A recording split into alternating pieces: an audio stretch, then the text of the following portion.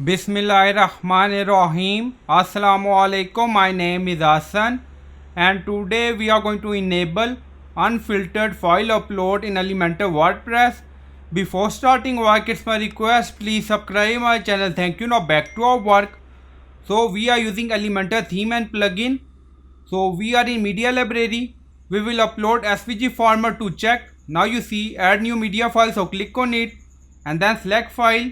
Now you don't see any SVG format and then you see custom file. Now select and then you see all file, again select.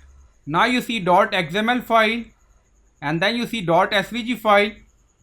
Now click on it and then you see error. You are not allowed to upload this file type in Elementor WordPress, so you don't need any external plugin or code. On left side you see Elementor and then you see settings, so click on it and then you see multiple tab and then you see advanced. In advanced you see enable unfiltered file upload. Now you see disable. Now select enable.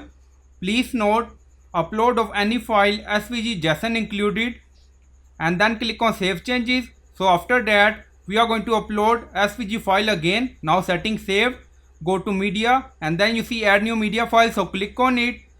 So we are in media library and then you see button add new media file, so click on it.